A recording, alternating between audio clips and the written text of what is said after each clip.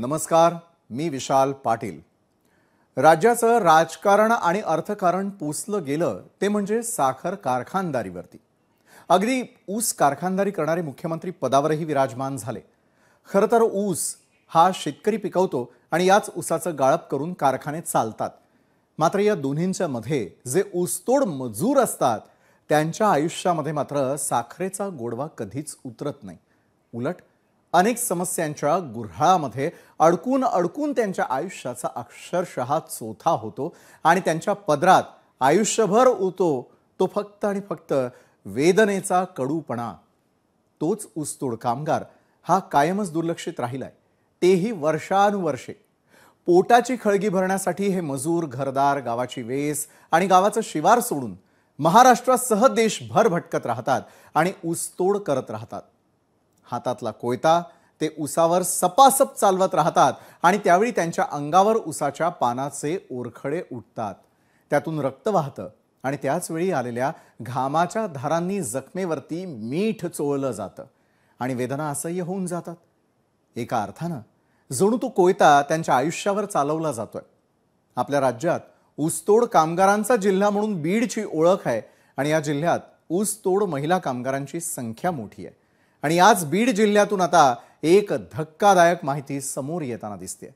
तब्बल 843 महिला ऊसतोड कामगारांच्या गर्भपिशव्या काढण्यात आलेल्या आहेत आणि त्यामुळे पुन्हा एकदा ऊसतोड महिला कामगारांच्या आरोग्याचा प्रश्न ऐरणीवरती आलेला आहे। त्यांचं मातृत्व तर कायमचं हरपलंच आहे, पण आरोग्याच्या इतरही समस्यांचा डोंगर त्यांच्या समोर उभा ठाकलाय। दरम्यान पक्षामधून हकालपट्टी झाल्यानंतर तेजप्रताप यादव यांनी एक भावनिक पोस्ट केली आहे, तर युक्रेननं रशियावरती जोरदार हल्ले चढवलेत। यासह इतरही महत्त्वाच्या बातम्यांचा आढावा आपण घेणार आहोत आजच्या न्यूज प्लॅनेटमध्ये। बीड जिल्ह्यामधील 843 ऊसतोड महिला कामगारांचा गर्भपिशवी काढल्याची धक्कादायक बाब समोर आली आणि त्यामुळे संपूर्ण राज्यामध्ये एकच खळबळ उडाली आहे।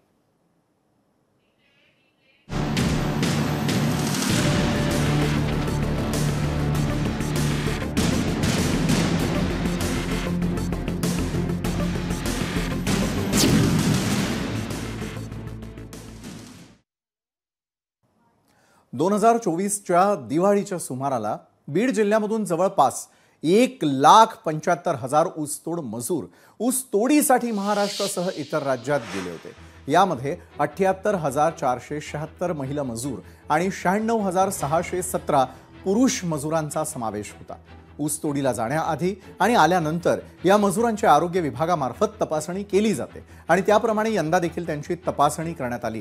यातून एक धक्कादायक माहिती समोर आली। जवळपास 850 महिलांनी ऊसतोडीला जाण्याआधी गर्भपिशवी काढून टाकल्याची शस्त्रक्रिया केलेली आहे। यामध्ये 30 ते 35 वयोगटामधील 477 महिलांचा समावेश आहे। काही वर्षांआधी बीड जिल्ह्यामध्ये अवैध गर्भपिशव्या काढण्याचं प्रमाण वाढलेलं होतं आणि त्यानंतर प्रशासनानं कडक पावलं उचलत या संदर्भात काही नियम घालून दिले होते।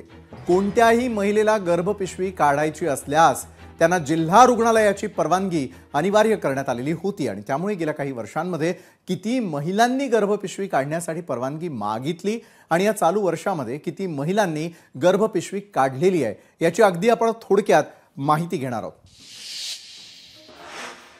तर ऊसतोड महिला कामगारांचं आरोग्य धोक्यामध्ये आहे। यातून आलेली धक्कादायक माहिती आपण पाहूया। 2022 मध्ये 1,377 महिलांनी गर्भपिशवी काढण्यासाठी शासनाची परवानगी घेतली आहे।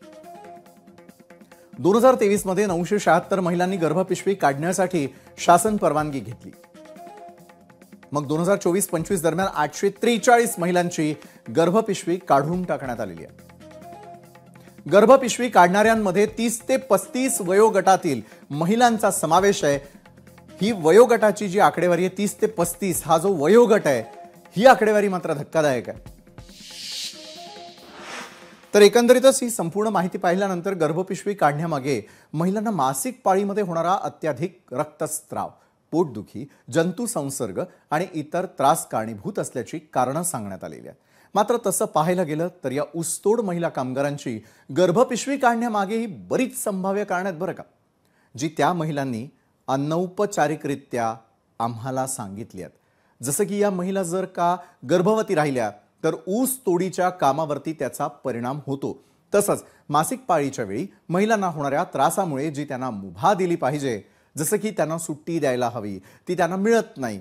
आणि सर्वात मोठं कारण म्हणजे जर का एखादी महिला गर्भवती राहिली तर तिला कोणताही मुकादम कामावर घेत नाही आणि त्यामुळे उपजीविकेचा प्रश्न निर्माण होतो आणि त्यामुळेच ऊसतोड महिला कामगारांमध्ये गर्भपिशवी काढण्याचं प्रमाण वाढताना दिसतंय. इतकंच नव्हे तर आरोग्य तपासणीमध्ये आणखी एक धक्कादायक बाब समोर आली की 1523 महिला गर्भवती असतानाही ऊसतोडीसाठी फडामध्ये उतरत होत्या आणि त्यामुळे त्यांच्या आरोग्याचा प्रश्न आता ऐरणीवरती आलेला आहे. आणि याच संदर्भात अधिक चर्चा करण्यासाठी आज आपल्या सोबत आपण आमंत्रित केलेलं आहे विधान परिषदेच्या उपसभापती नीलमताई गोऱ्हे. नीलमताई, स्वागत आपल्या या चर्चासत्रात. ऊसतोड महिला कामगार नेत्या मनीषा तोकले आपल्या सोबत आहेत, सामाजिक कार्यकर्त्या अंजली दमानिया देखील आहेत आणि स्त्रीरोग तज्ज्ञ डॉक्टर सारिका क्षीरसागर आपल्या सोबत आहे. चारही मान्यवरांचं स्वागत करतो आणि थेट चर्चेकडे वळूयात. नीलमताई, मला आपल्याला पहिला प्रश्न विचारायचा आहे तो म्हणजे 843 महिला ज्या खरं तर ऊसतोड कामगार आहेत त्यांनी गर्भपिशवी काढलेली आहे, यामागची शासन स्तरावरती असलेली माहिती नेमकं काय सांगते? कशामुळे अशा प्रकारे गर्भपिशवी काढण्याचं प्रमाण हे बीड जिल्हा आणि ऊसतोड कामगारांमध्ये वाढताना दिसतं? नीलमताई. मुळामध्ये हा विषय आपण घेतला, मी आभारी आहे. धन्यवाद. 2018 मध्ये आम्ही ज्यावेळेला पहिल्यांदा ऊसतोड कामगार महिला इथे आझाद मैदानला उपोषणासाठी बसल्या होत्या त्यावेळेला त्यांची भेट घेतली आणि ती भेट घेतल्यानंतर असं त्यांच्याच बोलण्यामधून लक्षामध्ये आलं, अनेक सामाजिक संघटना याचं काम करत होत्या, की त्यांच्या संपूर्ण शारीरिक आणखी आर्थिक परिस्थितीचा परिणाम त्यांच्या शरीरावर होतोय. पण हे काही पहिल्यांदा या घटनेमधून दिसलं असं मी म्हणणार नाही. याचं कारण असं की हिंसाचार आणि स्त्रियांची पुनरुत्पादन व्यवस्था यांचा खूप जवळचा संबंध आहे आणि स्त्रीला याबद्दल जे काही त्रास काढावा लागतो, तर जेव्हा पहिल्यांदा विधान परिषदेत याची चर्चा झाली तर त्यावेळेला बरेचसे पत्रकार येऊन विचारत होते आम्हाला की हिस्टेक्टॉमी म्हणजे काय आणि गर्भाशय कशासाठी काढतायत. सगळ्यांना परत परत समजावून सांगायला लागलो. त्याच्यानंतर सरकारने एक कमिटी केली, त्याची मी अध्यक्ष होते. त्याच्या आत्तापर्यंत मी ज्या बैठका घेतल्या त्याच्यामध्ये मी सरकारच्या वतीने बोलते असं आपण जे म्हणालात ते मी सरकारच्या वतीने बोलत नाहीये. मी विधान परिषद हे स्वतंत्र आमचं सरकार जरी त्याच्यात बहुमतात असलं तरी सुद्धा विधिमंडळ एक वेगळा स्तंभ आहे आणि आम्ही त्याच्यामधल्या ज्या बैठका घेतल्या तर त्याच्यात आरोग्य विभाग, महिला बालकल्याण विभाग, सहकार आयुक्त, कामगार आयुक्त यांच्याबरोबर घेऊन फक्त कमिटीचा रिपोर्ट देऊन थांबलो नाही. तर हा जो नियम तुम्ही बोललात ना की सरकारला नोंद करावी लागते, नाही तर आम्हाला 25 वयाच्या असताना त्या 22 वयाची असताना हिस्टेक्टॉमी केलेल्या सुद्धा महिला आधीच्या अहवालामध्ये सापडल्या होत्या.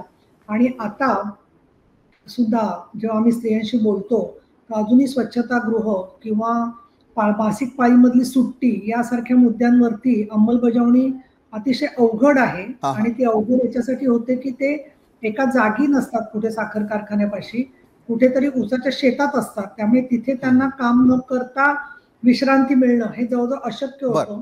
आणि मुकादम जे आहेत काय होतंय माहितीये का, सरकार सरकार सरकार आपण म्हणतोय पण हे जे मुकादम आहे त्यांच्यामधलं आणि सगळे साखर उत्पादनाशी संबंधित शेतकऱ्यांची वसंतदादा शुगर इन्स्टिट्यूट आणि बरोबर काही त्या भागातले आमदार नेते यांच्या बरोबर सगळ्यांचं ट्राय पार्टेट अग्रीमेंट होतं. त्याच्यामध्ये ना विधिमंडळाला काही स्थान असतं ना कुणालाही त्याच्यामध्ये. त्यामध्ये मी पहिल्या डे 1 पासून सांगते आहे की त्यांचं जे अग्रीमेंट आला पाहिजे की महिलांना प्रसूतीची रजा, त्याचबरोबर जसं रोजगार हमी योजनेवरती आपण म्हणतो निदान की मुलांना सांभाळण्यासाठीची व्यवस्था, महिलांचं काम वेगळं आहे पुरुषांपेक्षा, अशा पद्धतीचा काही बदल करता आला तर चांगलं होईल.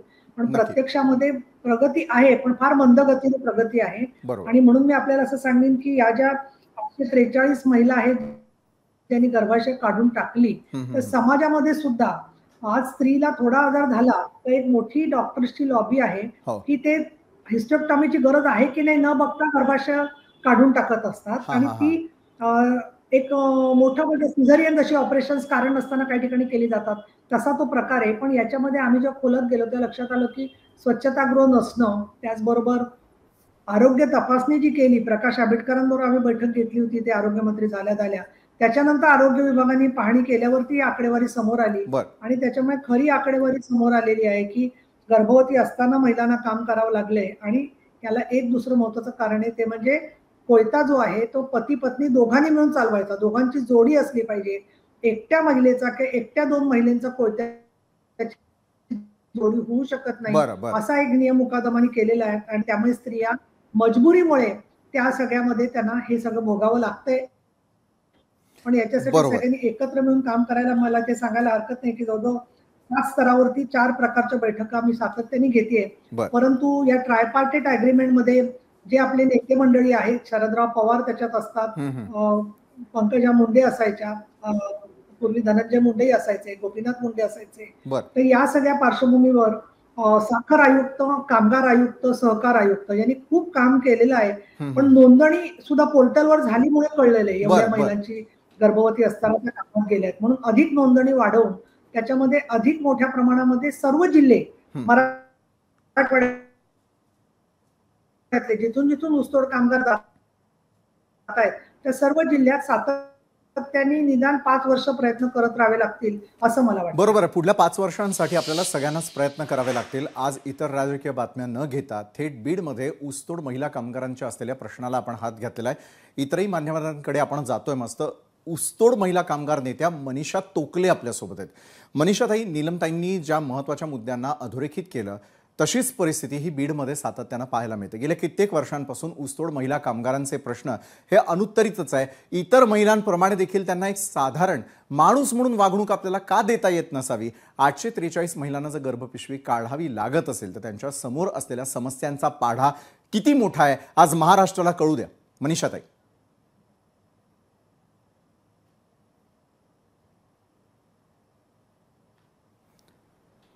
मनीषाताई, आपण अनम्यूट कराल तर मला आवाज येईल आपला.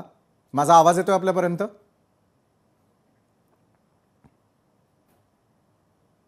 मनीषाताईंपर्यंत कदाचित आपला जात नसेल आवाज. मात्र सामाजिक कार्यकर्त्या अंजली दमानिया यांच्याकडे मी थेट वळेल यावेळेला.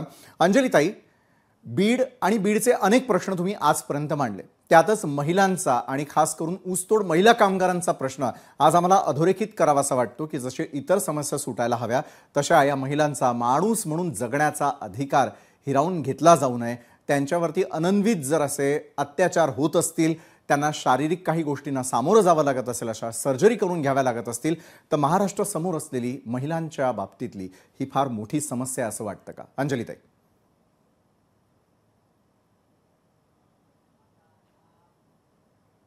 अंजलीताई, आपल्याला अनम्यूट करावं लागेल, आपला आवाज येत नाहीये.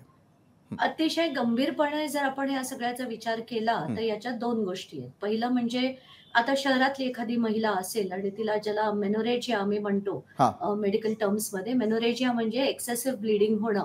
त्याच्यामुळे जर तिला त्रास होत असेल तर अनेक गोष्टी केल्या जातात. पुढचे सोनोग्राफी करून त्याचं कारण शोधलं जातं. आता समजा टुवर्ड्स मेनोपॉज असेल म्हणजे अगदी 45 वर्षाच्या वर असतील आणि त्यांना अशा सगळे त्रास होत असतील तर त्याचं आधी टेस्टिंग करून मग ते काढण्याची गरज आहे की नाही बघितलं जातं. बीडची परिस्थिती जी मी 2011-12 पासून बघतेय आणि तिथे मला खरंच दुःख होतं हे बघायला. कारण मी जेव्हा पहिल्यांदा, कारण ऊसतोड कामगार काय आहे हे मला 2011 पर्यंत माहित सुद्धा नव्हतं, कारण जन्म माझा मुंबईतला होता. आणि तिथे गेल्यानंतर जेव्हा बघितलं की तिकडे मी एका गावात गेले होते, छोट्याशा गावात, खेडेगावात, तेव्हा पूर्ण गावात सगळीकडे बंद होतं. आणि आम्ही जेव्हा विचारलं की बाबा इथली लोक कुठे गेली तर म्हणे ऊसतोडीला गेली. आणि मी म्हटलं किती पैसे मिळतात त्यांना ऊसतोडीला जाऊन? तर म्हणाले 500 रुपये मिळतात दिवसाचे. तर मी विचार करते की ठीक आहे, 500 रुपये म्हणजे 15,000 रुपये महिना मिळतात. तर ते म्हणाले, मी म्हटलं असे आणि नवरा बायको दोघेही जातात? तर म्हणे हो, हे जे 500 रुपये आहेत ते नवरा बायको आणि बैलजोड याचे मिळून असतात. तर हे ऐकून खरं तर धक्का बसला की बाबा एवढ्या सगळ्यांचे त्यांना 500 रुपये हे 2011-12 मध्ये मिळायचे. आता किती मिळतात मला माहित नाही. पण जेव्हा तो मुकादम घेऊन जातो तेव्हा त्यांच्यावर बऱ्याच गोष्टी, म्हणजे जसं आता एखाद्या मुलीला असं मेनोरेजिया होत असेल आणि तिला पोटात कळा येत असतील, तिला जाता येत नसेल तर तिला सुट्टी घेता येत नाही किंवा तिला सुट्टीचे पैसे दिले जात नाहीत. म्हणून 25 ते 30 हजार रुपये खर्च करून या हिस्टेक्टमीज केल्या जातात. खरं तर तिथे बीडमध्ये आणि जवळपास जितके आहेत नाहीत तेवढे गायनेकोलॉजिस्टची चौकशी करणं गरजेचं आहे. हा हा तिथे आपल्याला माहितीये बीडचे एक मोठे तिथले डॉक्टर होते ज्यांचा एक मोठा कांड निघाला होता मागे हो आणि त्याच्यावर एक चित्रपट देखील बनला होता की त्यांनी मुली आहेत म्हणून मारून टाकलं जायचं आणि ते ते अर्भक कसे खायला घातले जातात. म्हणजे बीडमध्ये ना जितकं बोलावं तेवढं कमी कमी आहे आहे. अशी परिस्थिती आहे. तर या महिलांना जेव्हा त्या कामावर जातात हं. तेव्हा हा अडथळा येऊ नये म्हणून काढले जातात. ही जेव्हा कंप्लेंट आता नीलमताईच माझ्या आधी बोलल्या हं. तर नीलमताईंनी जो ज्याच्यावर पूर्ण एक 140 पानाचा रिपोर्ट 2019 मध्ये टेबल झाला होता हा हा त्याच्यात एकूण 82,809 महिलांची त्यांनी तपासणी केली. अच्छा त्याच्यापैकी 13,861 बायकांची तेव्हाच हं. हिस्टेक्टमी केलेली होती. म्हणजे याच्यावरनं तुम्हाला कळेल की 36% जवळजवळ जर बायकांच्या याच्यात त्यांनी हिस्टेक्टमी करून घेतली असेल तर याला रिपोर्टला म्हणजे काय बोलावं आपण. आणि याच्यावर सो कॉल्ड दिग्गज नेते तिथे असताना काहीही करत नाहीत. म्हणजे आता नीलमताई म्हणाल्यात की पंकजाताई होत्या, धनंजय मुंडे होते, पण मग हे लोकप्रतिनिधी म्हणून तिथल्या ऊसतोड कामगारांचे प्रतिनिधी म्हणून त्यांनी आतापर्यंत कसं थांबवण्यासाठी काय काय उपाययोजना नीलमताईंनी घेतल्या तशा यांनी का घेतल्या नाहीत असा प्रश्न येतो. बरोबर पण आपण त्याच्यात नको पडूया. हं. आताच्या घटकेला मला असं वाटतंय की आता सरकारने ही जी पावलं उचलली आहेत हं. की त्यांनी परवानगी घेतल्याशिवाय त्यांना काढता येत नाही. हा खरं तर 40 वर्षाच्या आत जर त्यांना कुठला कॅन्सर किंवा सिस्ट किंवा पॉलिसिस्टिक ओव्हरी नसतील तर त्यांना परवानगी देऊ नये आणि अशांची कोणाची युट्रस काढण्याची परवानगीच हिस्टेक्टमी करण्याची परवानगीच देण्यात हं, येऊ हं. नये असा जर आपण मांडलं सरकार पुढे तर हे थांबेल. कारण 40 वर्षाच्या खाली स्त्रीच्या त्याच्यात हॉर्मोनल चेंजेस होतात, तिच्या मेंटल हेल्थचे इश्यूज होतात, हं, हं, अशा हं. असंख्य गोष्टी होतात. नक्की त्यामुळे 40 वर्षाच्या खाली जोपर्यंत गंभीर कारण नाही तोपर्यंत ही परवानगी देण्यातच आली नाही पाहिजे असं माझं ठाम मत. नक्कीच अंजलीताई आणि नीलमताई यांनी जे महत्त्वाचे मुद्दे मांडले की स्त्रियांचं आरोग्य, त्यांच्या समोर असलेला हा कठीण काळ आणि रोजगारासाठी करत असतानाचे प्रयत्न आणि त्यामध्ये काढावं लागत असलेलं त्यांच्या शरीरातील एक भाग हे किती गंभीर आहे हे आपल्याला या चर्चेमधून स्पष्ट होताना दिसतं. याच संदर्भामध्ये आपल्याबरोबर तज्ज्ञ मंडळी आहेत. खरं तर महिला कामगार नेत्या आहेत मनीषा तोकले आणि स्त्रीरोग तज्ज्ञ डॉक्टर सारिका क्षीरसागर यांच्याकडून आपण जाणून घेऊया की कशा प्रकारच्या कंप्लेंट्स येतात, काय आयुष्यावरती या महिलांचा परिणाम होतो, गर्भपिशवी काढल्यामुळे होणारे दुष्परिणाम नेमके काय. या अनुषंगाने या चारही मान्यवरांबरोबर आपली चर्चा सुरू राहील. पुन्हा एकदा विधान परिषदेच्या उपसभापती नीलमताई गोऱ्हेंकडे मी जाईन यावेळेला. नीलमताई, आकडेवारी एका बाजूला धक्कादायक असल्याचं पाहायला मिळतं, मात्र शरीरावरती आणि मनावरती होणारे परिणाम याकडे दुर्लक्ष करून कसं चालेल. एका बाजूला समिती प्रयत्न करते, तुम्ही प्रयत्न करताना दिसताय, मात्र 30 ते 35 वयोगटातील जर महिलांची संख्या सर्वाधिक असेल तर मात्र हे धक्कादायक नव्हे का. नीलमताई. एक असं आहे की सरसगट हिस्टेक्टॉमी बीडच्या खेरीज बाहेर जाऊन सुद्धा स्त्रिया करतायत किंवा काय याच्याबद्दल आत्ताच मी एक 2 महिन्यापूर्वीच सर्व मराठवाड्यातल्या जिल्ह्यातल्या सिव्हिल सर्जन आणि जिल्हाधिकाऱ्यांची बैठक घेतली होती आणि एकूण तुलनात्मकरित्या लातूर आणखीन धाराशिव इथे सुद्धा प्रमाण वाढले का, कारण बीडमध्ये परवानगी घ्यावी लागते आणि म्हणून मग ते प्रमाण वाढले का त्याची सुद्धा मला रिपोर्ट कळेल. दुसरं असं की हा जो रिपोर्ट आहे तर सिव्हिल सर्जन यांचा मला फोन आला होता कार्यक्रम चालू असताना. त्यांनी असं सांगितलं की त्यांच्याकडे थोडी वेगळी आकडेवारी आहे की 22-23 ची आकडेवारी दिसतेय. तर यावेळेची जी आकडेवारी आहे ती मी कळवतो, ती माझ्याकडे कळाली तर मी तुम्हाला लगेच पाठवते. पण मी त्यांना माझी भूमिका अशी सांगितली आहे की मुद्दा 13,000 महिलांनी केल्या तेवढ्याच आता सुद्धा महिलांनी जेवढ्या केल्या असतील 843 तर ते सुद्धा तेवढंच गंभीर आहे ना. त्यामुळे प्रश्न हा नाहीये संख्येचा, प्रश्न असा आहे एका महिलेला सुद्धा अशा पद्धतीने. फक्त प्रश्न एक आहे की काही वेळेला कॅन्सर गर्भाशयाचा किंवा आतमधलं त्या डॉक्टर सांगतील, मी पण स्वतः प्रॅक्टिस केलेली आहे काही काळ, एंडोमेट्रियम असतं त्याच्यामध्ये गाठी तयार होणं किंवा त्याच्यात फायब्रॉइड होणं, याच्यामुळे काही वेळेला रक्तस्राव सुरू होतो आणि त्या बाईचा जीव वाचवायला हिस्टेक्टॉमी ही करावी लागते. ही वस्तुस्थिती आहे. त्याचे सुद्धा फक्त मुद्दा इथे कुठे येतो जास्त की अल्पवयीन असताना मासिक पाळी चालू असतानाच त्या करतात. बालविवाह आहेत आणि बालविवाह म्हणजे 15व्या 16व्या वर्षी लग्न होऊन 18-19व्या वर्षी मुलं होऊन गेली की गर्भाशय हा अवयव आपल्या शरीरात नसला तरी चालेल, अशी त्यांची जी ठाम समजूत होतीये ती योग्य नाहीये. कारण गर्भाशय, हार्मोन्स, आणखीन बाकी सगळे शरीरामध्ये प्रतिबंधात्मक काम खूप ते करत असतात, भावना नियंत्रित करत असतात. दुसरं मला महिलांनी सांगितलं की असं झाल्यावर काही वेळेला नवरा म्हणतो की आता तुला तर गर्भाशय नाहीये, तू बाईच्या कामाची राहिली नाहीयेस, असं म्हणून त्याच्यावरून सुद्धा हेटाळणी करणारे लोक आहेत. धक्कादायक आहे. तिसरं, हातपाय गळणं, थकणं, कॅल्शियम कमी असणं शरीरामध्ये, अगदी 40-45ची बाई 60ची असल्यासारखं वाट्यात दिसायला लागणं, हे सगळं त्या अनुभवत आहेत स्त्रिया.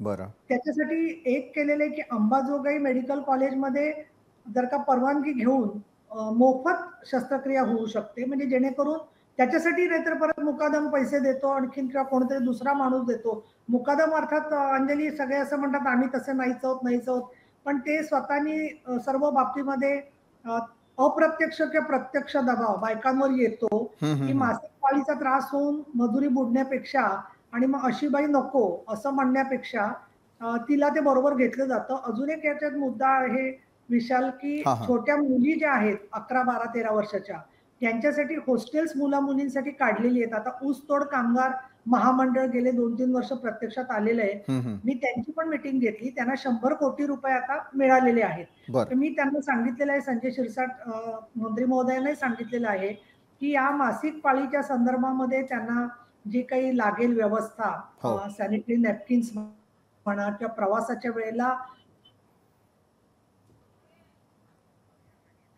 ज्या काही सुविधांची आवश्यकता असेल त्यासाठी नीलमताई जसं तुम्ही सांगता हे सगळे मानवी निर्देश त्याची तुम्ही तरतूद करा. बाकी ते करण्यापेक्षा. बरं नीलमताई, असं त्याला सुचव नेटवर्कमुळे आपला आवाज आमच्यापर्यंत पोहोचत नाही. मी पुन्हा एकदा हाच मुद्दा कंटिन्यू आपल्याबरोबर करणार आहे. मात्र अंजली दमानियाजी मी आपल्याकडे येईल. अंजलीजी, पोटाची खळगी भरण्यासाठी एका बाजूला गर्भाशय काढून टाकणं, गर्भाशय काढून टाकल्यानंतर त्याच्या दुष्परिणामांना त्याच महिलेला सामोरं जावं लागणं, समाजाची त्यांच्याकडे पाहण्याचा दृष्टिकोन, मग तो मुकादम असेल किंवा मग तिचा पतीही असेल, त्यांची बदललेली नजर, या गोष्टी किती परिणाम करत असतील त्या महिलांच्या मानसिकतेवरती, शरीरावरती आणि समाजामध्ये वावरत असताना देखील. अंजली,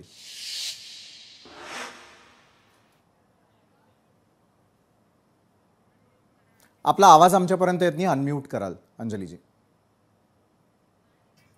सॉरी कसं आहे की आपण मुकादम आणि पतीबद्दल तर नंतर बोलू, पण आधी त्या स्त्रीला स्वतःला तिचा हा सगळ्यात महत्वाचा अवयव जेव्हा ती काढून टाकते तेव्हा तिच्या मनावर जो आघात होतो याचं वर्णनच करणं मुश्किल आहे. कारण ज्या वेळेस तिला हा एक मोठा अवयव जो तिला एक मातृत्वाचा, एक प्रत्येक गोष्टीचा, म्हणजे त्याच्याशी खूप तिच्या भावनिक एक अटॅचमेंट असते, असा अवयव जेव्हा तिला काढून टाकावा लागतो आणि ती फक्त जसं तुम्ही म्हणालात की पोटाची खळगी भरण्यासाठी असेल, तर याच्याहून दुःखद तिच्या आयुष्यात कुठली घटना होऊ शकत नाही. खरं म्हणजे आणि त्याच्यानंतर म्हणजे जसं आता नीलमताई म्हणाल्या आणि तुम्ही देखील म्हणालात की पतीचा बघण्याचा दृष्टिकोन, की बाबा आता तुझ्याकडे ते स्त्रीत्व उरलं नाही असं जेव्हा तिच्याकडे बघितलं जातं किंवा तिला संबोधलं जातं, तेव्हा तिच्या मनावर होणारा आघात आणि याचं तर काही आपल्याला मोजमाप आपल्याला काही करता येण्यासारखंच नाहीये. आणि आताच्या घटकेला मला असं वाटतं की ते मुकादम जेव्हा त्यांना पैसे देत नाहीत, आणि स्पेशली मी बऱ्याच स्त्रियांशी जेव्हा बोलले होते तेव्हा ते म्हणाले की आम्हाला लांब डॉक्टरला दाखवायला जेव्हा जावं लागतं किंवा एखाद्या सिव्हिल हॉस्पिटलमध्ये जावं लागतं तर आम्हाला सुट्टी दिली जात नाही, सुट्टी घेतली तर आम्हाला पैसे कट केले जातात, आणि हे सगळं जेव्हा होतं त्यापेक्षा नको ना तो अवयवच नको म्हणून ते जबरदस्तीने जेव्हा काढलं जातं, हा अतिशय म्हणजे वेदनादायक असं हे अमानवीय प्रकार आहे. आणि आता नक्कीच, आणि फक्त आता नीलमताई जे म्हणाल्या की आकडेवारी काहीतरी चुकते असं त्यांना जो फोन आला होता, मी तर गुगल करून जो आता times of India, Indian express, सगळ्यात चांगल्या वर्तमानपत्रांचा जो रिपोर्ट होता, त्या 140 पानांचा रिपोर्ट जो सबमिट झाला होता, त्याच्यात असं लिहिलंय की 36% म्हणजे 82,000 पैकी 13,000 काढलंय. असा जो रिपोर्ट होता तो 2019 मध्ये सबमिट झाला होता सरकारकडे, असं त्याच्यात लिहिलेलं आहे. बरोबर आहे. म्हणजे आकडेवारी तर आपल्या समोर येईलच, मात्र या महत्त्वपूर्ण विषयावरती चर्चा होणं गरजेचं होतं. त्या अनुषंगानं ऊसतोड महिला कामगार नेत्या मनीषा तोकले आपल्यासोबत आहे. मनीषाताई, काही तांत्रिक अडचणींमुळे तुम्ही सहभागी होऊ शकलेला नव्हतात. पुन्हा एकदा आपण कनेक्ट झालेलो आहोत. मला सांगा, ऊसतोड महिलांच्या होणाऱ्या या परिणामांवरती, त्यांना गर्भाशय काढावं लागणं असेल किंवा समोर आलेली धक्कादायक आकडेवारी असेल, काय काय समस्या आहेत या ऊसतोड महिला कामगारांच्या, ज्याच्यातून त्यांना आयुष्यभर फक्त पोट भरण्यासाठी म्हणून या गोष्टींना सामोरं जावं लागतं? मुळात ऊसतोड कामगार महिलांच्या ज्या समस्या आहेत, पहिल्यांदा तर एक गोष्ट आहे की ऊसतोड कामगार बाईला कामगारच समजलं जात नाही. ऊसतोडीच्या ह्या सगळ्या प्रक्रियेमध्ये कोयता सिस्टम आहे आणि कोयत्याला उचल दिली जाते आणि ती पुरुषाच्या हातात उचल दिली जाते मुकदमाकडनं. कारखाने डायरेक्ट उचल कोयत्याला देत नाहीत आणि कोयत्यामध्ये बाई आणि पुरुष असतात आणि जोडीचा एक कोयता असतो आणि एक जण असेल तर अर्धा कोयता, असं एक पद्धत आहे. आणि ह्याच्यामध्ये बाई ही जशी नांदायला गेल्यावर घरकाम फ्री करते किंवा स्वतःच्या शेतामध्ये फ्री वर्क करते, तशी ऊसतोडीला गेल्यावर नवऱ्याबरोबर किंवा तिच्या कुटुंबाबरोबर ती फ्री वर्क करत असते. तिला कामगार म्हणूनच लेखलेलं नाहीये. म्हणून आम्ही जो महिला ऊसतोड कामगार संघटनेच्या वतीने नीलमताईंच्या सोबत सुद्धा खूपदा मागणी केलेली आहे आणि त्यातल्या सगळ्या पातळीवर की पहिल्यांदा ऊसतोड कामगारांचा सर्वे झाला पाहिजे. त्यात महिला ऊसतोड कामगार, सर्व ऊसतोड कामगारांना स्वतंत्र ओळखपत्र दिलं पाहिजे. आणि हे ओळखपत्र दिल्यानंतर जो मुद्दा गर्भपिशव्यांचा आणि त्यांच्या आरोग्याचा आहे, तर लहान वयामध्ये 11, 12, 13, 14 ह्या वयामध्ये लग्न होतात. त्याचं कारण आहे लग्नाचं की मुली सुरक्षित नाहीये. स्थलांतर झाल्यावर गावात ठेवता येत नाही, सोबत नेलं तरी तिथं अवघड समस्या असते.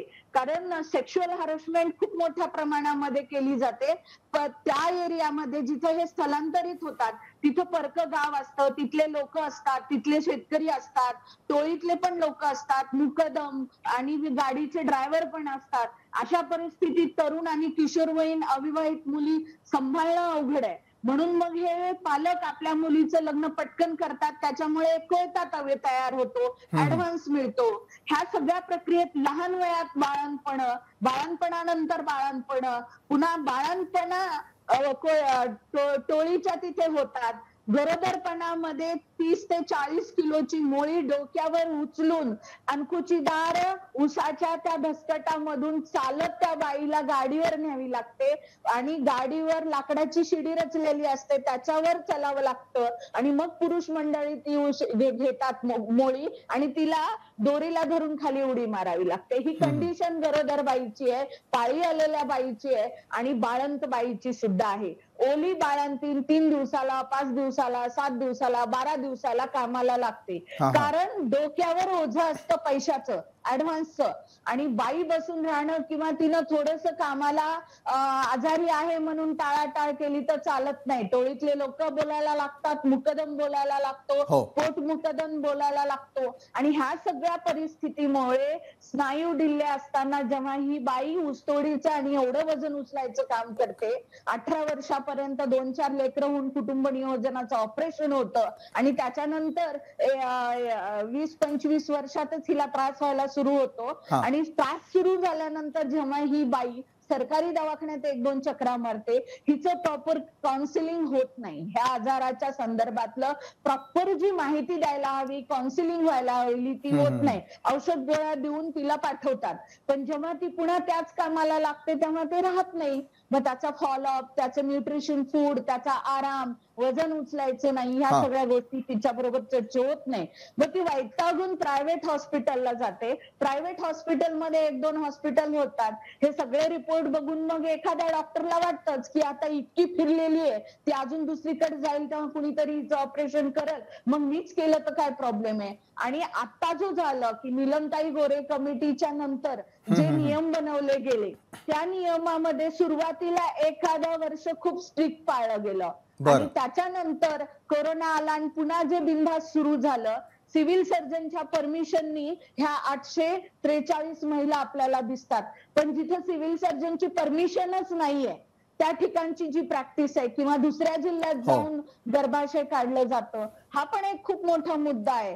तर मुळात ऊसतोड कामगार महामंडळ असेल किंवा ह्या कमिट्या, जिल्ह्यातली कमिटी, नीलमताई गोरे रेग्युलर अधिकाऱ्यांच्या ह्या लोकप्रतिनिधींच्या मीटिंग घेताना दिसतात. पण अधिकारीच्या पातळीवरची जी उदासीनता आहे, आता ही बातमी जी आलेली आहे अधिकाऱ्यांनी केलेल्या कामाची बातमी आहे. म्हणजे 1.5 लाख कोयत्या ऊसतोड कामगारांपर्यंत प्रशासन गेलेलं आहे आणि तेवढ्यामध्ये 1,500 पेक्षा जास्त महिला फडामध्ये गरोदर आहेत. आणि ह्या सगळे कंडिशन आहे. 843 महिला हा आकडा सरकारचा आहे. तर हे सरकार इथपर्यंत पोहोचलं याचा आकडा आहे. पण जिथपर्यंत पोहोचलं नाही त्याचा अर्थ काय होतो की या महाराष्ट्रामध्ये 14 लाखापेक्षा जास्त ऊसतोड कामगार आहेत. त्यातले निम्मे महिला ऊसतोड कामगार आहेत. त्यांच्या ओळखीचा, त्यांच्या हातात मजुरी देण्याचा, त्यांना ऍडव्हान्स देण्याचा, हिशोबाला त्यांच्या सोबत ठेवण्याचा आणि कामाच्या ठिकाणी ज्या सुविधा असतात तर घराच्या सुविधा नाहीयेत, स्वच्छ पिण्याचं पाणी नाही, सांडपाणी नाही, पहाटे 3 वाजता उठून अंगावर ठेवून अंधारात आंघोळ करावी लागते आणि हायजिनिंगचा खूप मोठा मुद्दा आहे. तर ह्या सगळ्या परिस्थितीला बालविवाहापासून ते हायजिनिंग तर मुद्दा असा आहे की त्यांना सॅनिटरी नॅपकिन मिळाले पाहिजे, 15 दिवसाला त्यांची तिथं हेल्थ चेकअप झाली पाहिजे. सरकारने टोळीमध्ये ज्या थोड्याफार शिकलेल्या महिला आहेत त्यांनाच प्राथमिक उपचाराचं ट्रेनिंग देऊन फडावरची अशा पद्धतीची नवीन आम्ही जे संघटनेनं 2 वर्ष सक्सेस केलं ते त्यांनी करायला पाहिजे. कारण आम्ही बरोबर आहे मनीषाताई, ऊसतोड महिला कामगारांच्या असलेल्या समस्या तुम्ही अतिशय चपखल शब्दामध्ये अवघ्या महाराष्ट्रासमोर मांडल्या.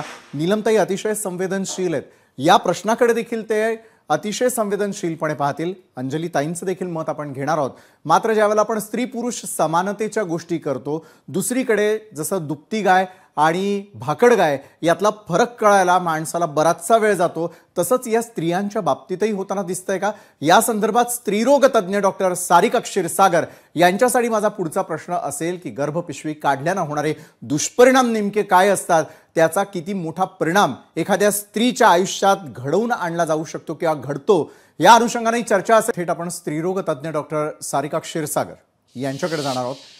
डॉक्टर सारिका, ऊसतोड कामगारांची गर्भपिशवी या विषयावरती आपण गेले कित्येक वेळेपासून चर्चा करतोय. मात्र ज्या वेळेला तुमच्या वयोमानानुसार 10व्या-12व्या वर्षी जर लग्न होत असेल, जसे काही धक्कादायक आकडेवारी आपल्याला आता मनीषाताईंशी बोलताना देखील समोर आलेली आहे, तर दुसरीकडे 30 ते 35 वयोगटातील महिलांना जर गर्भपिशवी काढून टाकावीशी वाटत असेल किंवा काढण्याची त्यांच्यावरती वेळ येत असेल, तर हे किती धक्कादायक आहे आणि महिलांच्या दृष्टीने त्यांच्या आरोग्यावरती त्याचे होणारे दुष्परिणाम किती मोठे आम्हाला सविस्तर जाणून घ्यायचं. डॉक्टर सारिका, हे पहा, जेव्हा आपण गर्भपिशवी काढण्याच्या ऑपरेशनच्या दुष्परिणामाबद्दल जेव्हा बोलतोय आणि हे दुष्परिणाम जेव्हा ऊसतोड महिलांच्या विषयी आपण बोलतो तेव्हा ते जास्त असतात. आणि खरं सांगायचं म्हटलं तर हे ऑपरेशन जे असतं ते हा स्त्रीचा एक सगळ्यात जवळचा अवयव आपण म्हणू, गर्भपिशवी, ते काढण्याचं ऑपरेशन असतं. पण त्यातही 2 प्रकार आहेत. एकामध्ये जेव्हा आपण फक्त गर्भपिशवीच काढतो आणि दुसऱ्यामध्ये गर्भपिशवी आणि अंडाशय ज्याला आपण म्हणतो ते पण काढले जातात. परंतु एवढ्या कमी वयात जेव्हा ऑपरेशन केली जातात तेव्हा ही अंडाशय जी आहे ती डॉक्टर्स वाचवतात आणि फक्त गर्भपिशवी ही काढली जाते.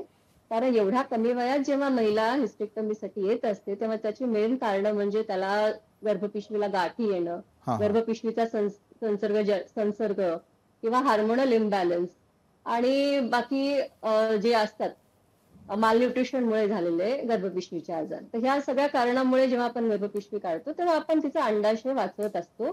त्यामुळे हार्मोन्सशी रिलेटेड जे असतात दुष्परिणाम, इस्ट्रोजन कमतरतेमुळे जे दुष्परिणाम होत असतात ते कमी ह्या महिलांमध्ये दिसतात.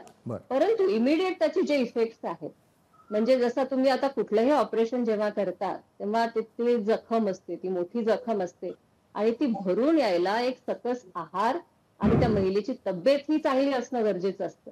आणि आता जसं मनीषाताईंनी सांगितलं की कमी वयात लग्न होतात त्यामुळे ह्या महिला साहजिक कुपोषित असतात आणि कुपोषित असण्यासोबतच एखादं कुठलंही ऑपरेशन झाल्यानंतर जो सकस आहार, एक बॅलन्स डाएट तिला मिळायला पाहिजे, एक रेस्ट तिला मिळाली पाहिजे, बेड रेस्ट, आणि सकस आहार ऑपरेशन नंतर मिळायला पाहिजे, तो तिला मिळत नाही. त्यामुळे त्या जी वुंड हिलिंग वगैरे असतं जी जखम असते ती भरून व्यवस्थित येत नाही. हा त्यामुळे त्या जखमेतून पू येणे, त्याचा संसर्ग होणे, जखम लवकर भरून न येणे, अशा गोष्टी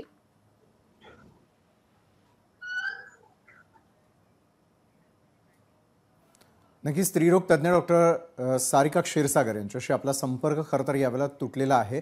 त्यांच्याशी पुन्हा एकदा आपण संपर्क करणार आहोतच. मात्र अंजलीताई, आपल्याला काय वाटतं की या सर्व घटनांची आता चौकशी करणं गरजेचं आहे का? त्यानंतर नीलमताईंकडे मी वळणार आहे.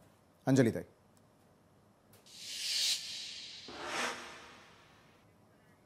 अनम्यूट कराल अंजलीताई. आज का कोणास ठाऊक माझ्या ह्या परत परत होत आहे, एरवी कधी होत नाही. I am really sorry again. नाही पण मला असं वाटतं की जालना असो, परभणी असो, धाराशिव असो, जी आसपासचे जेवढे मराठवाड्याचे तिथले जिल्हे आहेत, हं, तिथे सगळ्या सिव्हिल हॉस्पिटल्समध्ये हे डायरेक्शन दिले गेले पाहिजेत. एवढंच नाही तर तिथे जे प्रॅक्टिसिंग गायनेकॉलॉजिस्ट आहेत त्यांना सुद्धा सक्त ताकीद सरकारकडनं दिली गेली पाहिजे. जसं PNDT ऍक्ट आहे त्याच्यात सुद्धा आता ज्या डायरेक्शन आल्यानंतर अनेक गोष्टी थांबल्या आहेत. तसं आपल्याला आता ह्याच्यात सुद्धा करावं लागणार आहे आणि आजूबाजूच्या सगळ्या जिल्ह्यांच्या सगळ्या सिव्हिल हॉस्पिटल ॲज वेल एज प्रायव्हेट गायनेकॉलॉजिस्ट यांना सक्त ताकीद द्यायला लागेल की अगदी कंपेलिंग कंडिशन्स असल्या तरच हिस्टेक्टॉमी केली पाहिजे. आणि आता जसं डॉक्टर सरिता म्हणाल्या की जर ओव्हरीज वाचून ती हिस्टेक्टॉमी केली तर तरी गोष्ट वेगळी आहे. पण अनेकदा सगळंच काढून टाकलं जातं तेव्हा बरोबर आहे. मात्र त्या स्त्रीच्या मनावर हॅवॉक होतो त्याचा. हं, हं, हं, हं. हॅवॉक म्हणजे हॉर्मोनल्स इम्बॅलन्स झाल्यामुळे. एवढंच नाही तर इस्ट्रोजन जेव्हा कमी होतं तेव्हा तिला हार्ट अटॅक सुद्धा येण्याचं प्रमाण वाढू वाढतं. शकतं. हो, कारण तर या सगळ्या गोष्टी जर थांबवायच्या असतील तर आपल्याला आजूबाजूच्या सगळ्या जिल्ह्यांमध्ये सिव्हिल हॉस्पिटल्समध्ये ही आकडेवारी घेणं गरजेचं आहे. जेवढे पहिलं तर जसं मगाशी त्या ज्या त्यांच्या नेत्या होत्या त्यांनी जी मांडणी केली की हा पहिलं तर रजिस्ट्रेशन पाहिजे. बरोबर. तो प्रोसेस असला तर महिला किती गेल्या, त्यांची मेडिकल एक्झामिनेशन, मग त्यांचे गर्भाशय आहेत की नाहीत, ओव्हरीज आहेत की नाहीत, या सगळ्या गोष्टी आपल्याला काढता येतील. बरोबर आहे. आणि ही सक्त ताकीद या आजूबाजूच्या सगळ्या जिल्ह्यांना म्हणजे नगर असो, जालना असो, परभणी, लातूर आणि धाराशिव या सगळ्यांना गेल्या पाहिजेत. तरच कुठेतरी हे थांबू शकेल असं मला वाटतं. बरोबर आहे अंजलीताई. नीलमताईंकडे मी यावेळेला जाईल. काही नवीन कडक नियम करणं आपल्याला गरजेचं आहे का? जसं कॉर्पोरेट कंपनीजमध्ये काम करणाऱ्या महिलांना काही सुविधा दिल्या जातात तसंच ऊसतोड कामगारांचंही होईल का? कारण एका बाजूला त्या असंघटित असतात त्यामुळे या प्रश्नांकडे थोडं दुर्लक्ष होतं. मात्र आपण हिरिरीनं त्यामध्ये सहभाग घेताय. जाता जाता अगदी थोड्या वेळामध्ये मला आपल्याकडून जाणून घ्यायचे काही नियम, अटी, शर्ती लागू करणं गरजेचं झालेलं आहे का?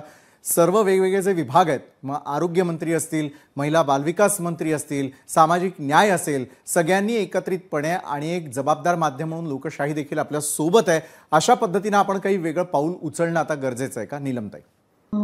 अगदी मी 5-6 वाक्यात सांगेन. एक तर मुख्यमंत्री देवेंद्र फडणवीस, उपमुख्यमंत्री एकनाथ शिंदे, उपमुख्यमंत्री अजितदादा पवार आणि आरोग्यमंत्री प्रकाश आंबेडकर, महिला बालविकास मंत्री आदिती तटकरे हे सगळे या विषयाबद्दल अतिशय जागृत आहेत. परंतु मला अत्यावश्यक हे वाटतं की ऊसतोड कामगार महामंडळाने नोंदणी जास्तीत जास्त करून घेतली पाहिजे.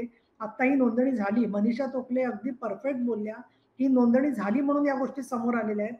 माझ्याकडे जी नवीन आकडेवारी आली त्याच्यात त्यांनी सांगितले की आतापर्यंत त्यांच्या आकडेवारीनुसार 35च्या आतली एकही महिला 2024-25 मधली नाहीये. परंतु मुद्दा असा आहे की हिस्टेक्टॉमी आवश्यक असेल तर करणं गोष्ट वेगळी, पण ऊसतोड कामगार म्हणून त्यांना करणं मजबुरी होत असेल तर इथे माझी भिस्त समाजातल्या लाडक्या बहिणींवर आहे.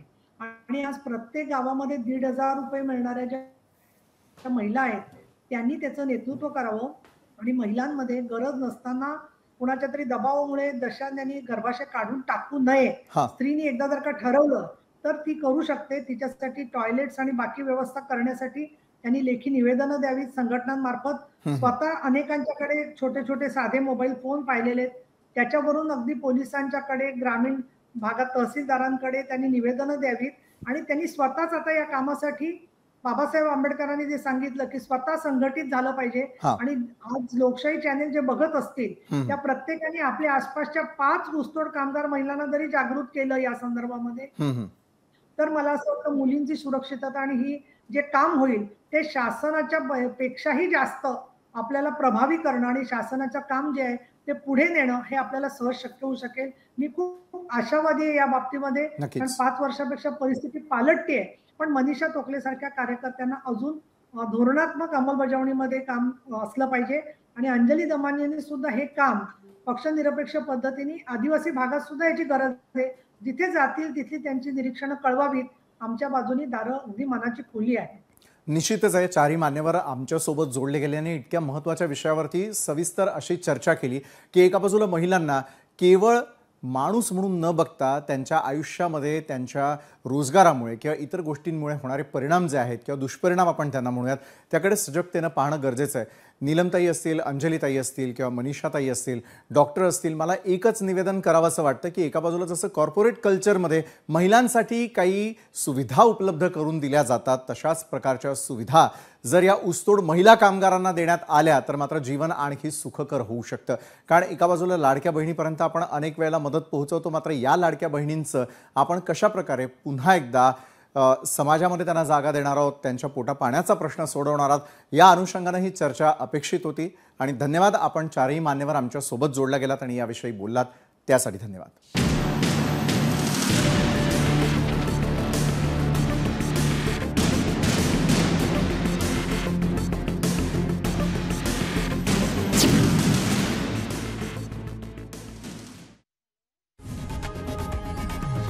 लोकशाही मराठी ऐका, पहा, जागरूक रहा.